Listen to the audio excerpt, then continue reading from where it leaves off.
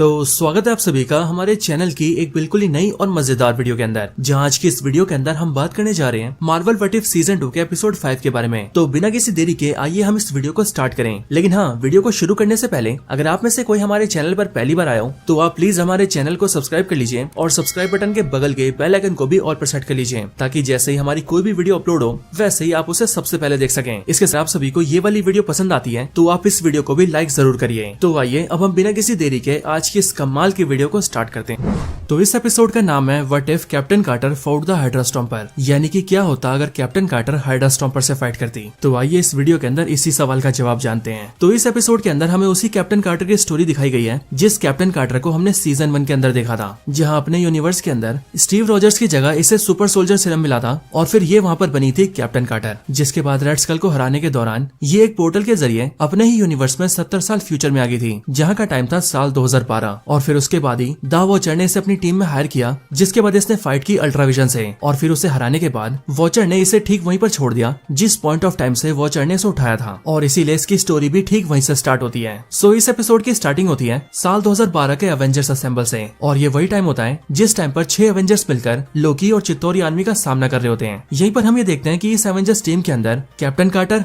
Iron Man, Thor, Hawkeye और Black Widow बिल्कुल MCU की तरह सेम होते हैं, लेकिन बस इस टीम के अंदर हल्क की जगह वास्प होती है। यहाँ पर हम ये देखते हैं कि कैप्टन कार्टर की लीडरशिप के अंदर सारे एवेंजर्स मिलकर काम करते हैं और वो लोकी को इस फाइट के अंदर हरा देते हैं। इसके ठीक बाद इस एपिसोड का इंट्रो आता है और फिर इंट्रो के एंड होते ही हम वॉचर को देखते हैं, जहाँ पर वॉचर हम सभी से कहता है कि मार्वल का मल्टीवर्स इतना ज्यादा बड़ा है कि उसके अंदर अनगिनत यूनिवर्सेज है, जिसका मतलब हमारे पास अनगिनत कहानियां सुनने के लिए। लेकिन तब भी मैं आपको कैप्टन कार्टर की स्टोरी इसीलिए बता रहा हूँ क्योंकि वो एक सुपर सोल्जर है, वर्ल्ड वॉर 2 के टाइम की हीरो है और एक ऐसी वुमेन है जिसने अपने आप को साबित किया है। लेकिन इन सबसे भी बढ़कर वो मेरी दोस्त है और इसने गार्डियंस ऑफ द मल्टीवर्स का हिस्सा बनकर पूरे यूनिवर्स को बचाया है। और इसीलिए जब गार्डियंस ऑफ द मल्टीवर्स और अल्ट्राविजन की फाइट के बाद मैंने सभी सुपर हीरोज को उनकी दुनिया में वापस भेज दिया, तब वहाँ पर पैगी कार्टर को ऐसा लगा कि उसकी स्टोरी अब खत्म हो चुकी है, लेकिन सही मायनों में ये तो उसकी कहानी की शुरुआत है। तो आइए अब उसके बारे में और जानते हैं। इसके बाद कैप्टन कार्टर के यूनिवर्स के अंदर उसकी कहानी आगे बढ़ती है, जहाँ पर हम ये देखते हैं कि वो एक कार को ड्राइव करके ब्लैक विडो के पास आती है और फिर वो उसे बताती है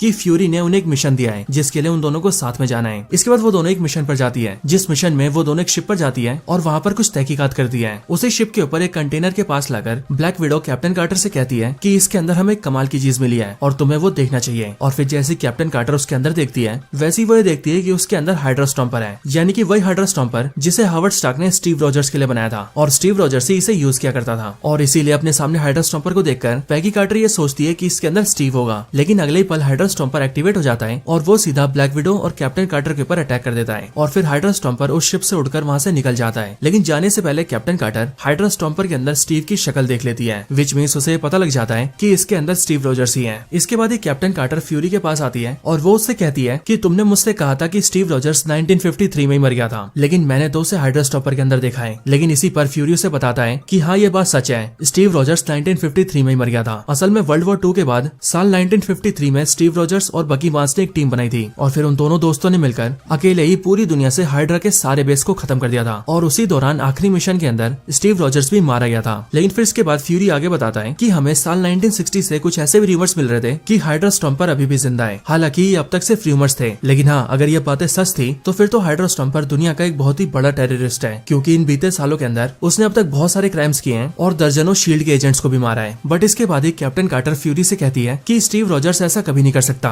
वो उसे शुरू से जानती है और वो किसी की जान नहीं ले सकता। बट फिर ये सुनते ही ब्लैक विडो से कहती है कि असल में हाइड्रा स्टॉम्पर यानी कि स्टीव रॉजर्स रेड रूम के कंट्रोल में है, क्योंकि बहुत साल पहले रेड रूम वालों ने उसे कैप्चर करके उसे अपने कंट्रोल में कर लिया था, जिसके बाद से वो उनके लिए काम करता है, यानी कि स्टीव का दिमाग पूरी तरह से रेड रूम वालों के कंट्रोल में है। बट ये सुनते ही कैप्टन कार्टर ब्लैक विडो से पूछती है कि जब उसे स्टीव के बारे में पता था तो उसने अब तक उसे क्यों नहीं बताया। लेकिन ये सुनकर ब्लैक विडो से कहती है कि वो स्टीव के बारे में ये सब बता के उसका दिल नहीं दुखाना चाहती थी। इसके अगले सीन के अंदर हम शील्ड हेडक्वार्टर्स के अंदर बकी बार्न्स को देखते हैं, जो कि अब काफी एजेड हो चुका है और यही हम ये भी जानते हैं कि बकी बार्न्स यूएसए का सेक्रेटरी ऑफ स्टेट बन चुका है और यहाँ शील्ड के हेडक्वार्टर्स के अंदर वो एक हाई लेवल की मीटिंग कर रहा है। लेकिन यहीं पर बकी बार्न्स के पास कई सारे शील्ड के एजेंट्स आते हैं और वो उससे कहते हैं कि मिस्टर सेक्रेटरी आपकी जान को खतरा है, क्योंकि हमें खबर मिली है कि हाइड्रा स्टॉम्पर आपके ऊपर हमला करने वाला है। बट यहाँ पर ये लोग ये बात कर ही रहे होते हैं कि तभी हम देखते हैं कि स्टीव रॉजर्स यानी कि हाइड्रा स्टॉम्पर वहाँ पर आकर बकी बार्न्स के ऊपर अटैक कर देता है। लेकिन फिर जैसे ही कैप्टन कार्टर को ये खबर मिलती है वैसे ही वो बकी को बचाने आ जाती है। इधर निक फ्यूरी जैसे ये सब सब देखता है वैसे ही वो ब्लैक विडो को ऑर्डर्स देता है कि अब वो हाइड्रा स्टॉम्पर को खत्म कर दे, क्योंकि अब वो उसे बिल्कुल भी बर्दाश्त नहीं करेगा। और फिर ऐसा करने के लिए ब्लैक विडो एक एयरक्राफ्ट में बैठकर हाइड्रा स्टॉम्पर को मारने निकल जाती है। इधर कैप्टन कार्टर बकी बार्न्स को लेकर काफी अंदर आ जाती है और वो उसकी सिक्योरिटी के लिए उसे काफी ऊपर वाले फ्लोर में ले जाती है, लेकिन वहीं पर हाइड्रा स्टॉम्पर फिर से अटैक कर देता है। बट कैप्टन कार्टर उसके ऊपर कूद जाती है और उसे रोकने के लिए काफी साइड में ले आती है, लेकिन हाइड्रा स्टॉम्पर उसे साइड करके फिर से फ्लाई करते हुए बिल्डिंग के ऊपर वाले फ्लोर पे जाता है। बट यहीं पर ही ब्लैक विडो अपने एयरक्राफ्ट से उस पर अटैक कर देती है और उस पर बुलेट्स की फायरिंग कर देती है। बट फिर इसके बाद हाइड्रा स्टॉम्पर फिर से बिल्डिंग के अंदर आ जाता है और वो बकी के सामने आकर उसे मारने के लिए अपने हाथ को सामने करता है। बट इसी टाइम पर पीछे की खिड़की के ऊपर ब्लैक विडो एयरक्राफ्ट लेकर आ जाती है और वो हाइड्रा स्टॉम्पर के ऊपर निशाना बना लेती है, लेकिन वो हाइड्रा स्टॉम्पर के ऊपर अटैक करती है कि उससे पहले ही बकी बार्न्स उसके सामने आ जाता है। बट ये देखकर उसके गार्ड्स उससे कहते हैं कि वो नीचे झुक जाए, लेकिन बकी अपने सारे गार्ड से कहता है कि अगर मेरी जगह आज मेरा दोस्त स्टीव होता तो शायद वो भी मुझे इसी तरह से बचाता। इसके बाद वो हाइड्रा स्टॉम्पर के अंदर बैठे अपने दोस्त स्टीव से कहता है कि वो जानता है कि वो अंदर है और इसीलिए वो अपने पुराने दोस्त को बुला रहा है ताकि वो बाहर आकर अपने इस पुराने दोस्त को पहचाने। लेकिन यहाँ पर हाइड्रा स्टॉम्पर उसे नहीं पहचानता और वो उस पर फायरिंग करने वाला होता है कि तभी सही टाइम पर वहाँ पर कैप्टन कार्टर आ जाती है और वो उसे रोक देती है। देन फिर उन दोनों के बीच फाइट होने लगती है, जिस फाइट के अंदर वो दोनों हवा में पहुंच जाते हैं। बट उसी फाइट में कैप्टन कार्टर हाइड्रा स्टॉम्पर के ऊपर अटैक करके उसे ऑफ कर देती है, जिस वजह से वो दोनों नीचे गिरने लगते हैं। लेकिन फिर तभी ब्लैक विडो वहाँ पर आती है और वो अपने एयरक्राफ्ट के अंदर उन दोनों को बिठा लेती है और फिर वो सीधा उन दोनों को स्कॉटलैंड ले जाती है, एक ऐसी जगह पर जो कि बहुत खुफिया थी। यहाँ पर लाकर वो दोनों बेहोश होकर हाइड्रा स्टॉम्पर की चेकिंग करते हैं। बट यहीं पर ब्लैक विडो कैप्टन कार्टर से कहती है कि इसकी बॉडी को इस मशीन से निकालना इम्पॉसिबल है, क्योंकि ये दोनों एक दूसरे से जुड़ चुके हैं। बट फिर ये जानने के बाद कैप्टन कार्टर ब्लैक विडो से कहती है कि अगर ऐसी बात है तो अब हम रेड रूम पे जाएंगे, क्योंकि अगर उन्होंने स्टीव को ऐसा बनाया है तो शायद वहीं पर ही स्टीव को ठीक करने का भी कोई तरीका जरूर होगा। वैसे मैं आप सभी को बता दूं कि रेड रूम वही जगह है जिस खुफिया जगह पर ब्लैक विडो ट्रेनिंग चलती है, यानी कि वहाँ पर लड़कियों को पकड़कर उन्हें स्पाई की ट्रेनिंग देकर ब्लैक विडो बनाकर तैयार किया जाता है, जिसके बाद वो बहुत ज्यादा खतरनाक हो जाती है, बिल्कुल ठीक ब्लैक विडो की तरह। और इस व्हाट इफ यूनिवर्स के अंदर इसी रेड रूम ने स्टीव रॉजर्स को भी अपने कंट्रोल में कर रखा है। कैप्टन कार्टर की बातें सुनकर ब्लैक विडो से कहती है कि वो खुद भी नहीं जानती कि आखिर रेड रूम की लोकेशन कहाँ पर है, लेकिन तभी हम ये देखते हैं कि स्टीव रॉजर्स जाग चुका है और वो उन दोनों से कहता है कि वो जानता है कि रेड रूम कहाँ पर है। बट उसे देखते ही ब्लैक विडो पर गोली तान देती है, क्योंकि उसे ऐसा लगता है कि वो उन पर हमला करेगा, लेकिन स्टीव रॉजर्स उन्हें भरोसा दिलाता है कि वो बिल्कुल होश हवास में है। इसके बाद वो उन दोनों को रेड रूम की लोकेशन पर ले जाता है, जो कि सोकोविया के खुफिया जगह पर होती है। यहाँ पर आने के कुछ टाइम बाद ही हम ये देखते हैं कि बहुत सारे इंसानों जैसे दिखने वाले रोबोट्स इन तीनों के ऊपर अटैक कर देते हैं, जिस अटैक में ये इन तीनों के ऊपर छोटी छोटी बुलेट्स जैसी चीजें फायर करते हैं, जिनसे इन्हें इलेक्ट्रिक का शॉक लगता है। और क्योंकि ये सारे रोबोट्स बहुत ज्यादा होते हैं, इसीलिए ये सब मिलकर भी इन सारे रोबोट्स को नहीं मार पाते, जिस वजह से इन तीनों की हालत बहुत बुरी हो जाती है। लेकिन फिर इसके बाद ही जब कैप्टन कार्टर लड़ने की हालत में नहीं रहती, तभी वो ऊपर की तरफ देखती है और फिर ऊपर देखती उसे दिखता है कि वहाँ पर रेड रूम है। और अगर आप सभी ध्यान दें तो इस रेड रूम को बिल्कुल मूवी से रिसेंबल करके बनाया गया है। इसके बाद ही इन तीनों के पास ही मेलिना आती है और उसके साथ होती है कई सारी ब्लैक विडोज। और यहाँ पर आने के बाद ही हमें पता लगता है कि ये मेलिना ब्लैक विडो की मदर है और वो इन तीनों से कहती है कि ये सब कुछ उसका ही प्लान था, यानी कि हाइड्रा स्टॉम्पर का उनसे मिलना, उसका बकी पर अटैक करना, स्टीव का उनसे हार जाना, फिर उन दोनों का स्टीव को एक खुफिया जगह पर लाना और वहाँ पर स्टीव का उनसे ये कहना कि वो रेड रूम की लोकेशन जानता है और फिर उन दोनों को यहाँ पर लाना, ये सब उसका प्लान था। और ये सब उसने इसीलिए किया था ताकि वो ब्लैक विडो को हासिल कर सके। असल में ब्लैक विडो उसकी बहुत ही एक्सपर्ट स्पाई थी, जो कि उसके एक ही इशारे के ऊपर किसी को भी खत्म कर देती थी। और इसीलिए जब से ब्लैक विडो ने शील्ड और एवेंजर्स को ज्वाइन किया था, तब से वो ये चाहती थी कि ब्लैक विडो उसके पास वापस आ जाए। एंड फाइनली वो उसके पास आई गई। इसके बाद ही हमें देखते हैं कि स्टीव रॉजर्स भी उन दोनों के ऊपर बंदूक तान देता है और यहीं पर ये बात भी क्लियर हो जाती है कि स्टीव रॉजर्स हमेशा से ही मेलिना के कंट्रोल में था।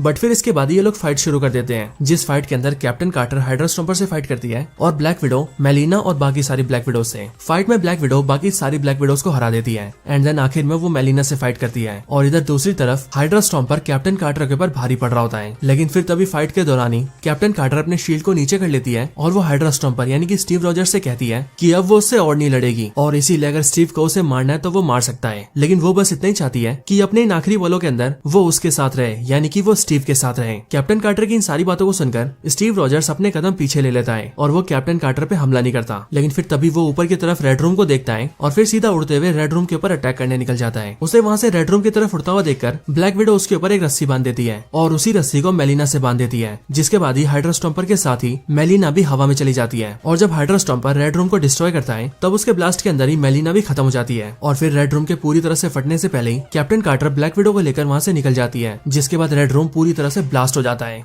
इसके अगले सीन के अंदर हम ये देखते हैं कि कैप्टन कार्टर और ब्लैक विडो दोनों एक दूसरे से बातें कर रही होती है और फिर यहीं पर ही वॉचर अपीयर होता है और वो इसकी स्टोरी को एंड करने वाला होता है। लेकिन तभी अचानक से हम ये देखते हैं कि कैप्टन कार्टर जहाँ पर खड़ी होती है उसके नीचे का एरिया बिल्कुल लाल हो जाता है और ये देखकर वॉचर भी चौंक जाता है क्योंकि उसे भी समझ नहीं आता कि आखिर ये क्या हो रहा है। बट अगले पल वहाँ पर एक पोर्टल खुलता है और कैप्टन कार्टर उस पोर्टल के जरिए वहाँ से गायब हो जाती है और फिर ये देखकर वॉचर भी खुद से कहता है कि ये हुआ क्या, आखिर कैप्टन कार्टर गई कहाँ। इसके अगले पल हमें देखते हैं कि कैप्टन कार्टर की जैसी आंखें खुलती है वैसी वो एक काले अंधेरे जंगल में होती है जहाँ पर उसके सामने निक फ्यूरी होता है जो कि कैप्टन कार्टर को देखकर कहता है अच्छा तो ये है वो जो कि हमारी रानी को बचाएगी। बट फिर फ्यूरी के ऐसा बोलते ही उसके बगल में स्कारलेट विच आती है और वो फ्यूरी से कहती है हाँ, और साथ ही साथ ये हमारी दुनिया को भी बचाएगी। और यहीं पर ही हमें ये पता लगता है कि स्कारलेट विच ही अपने मैजिक का यूज करके कैप्टन कार्टर को इस जगह पर लाई है। बट ये जगह कैप्टन कार्टर के लिए बहुत अजीब थी, इसीलिए वो वॉचर को आवाज लगाती है और वॉचर का नाम चिल्लाती है। बट फिर हमें ये पता लगता है कि असल में ये एक ऐसी जगह है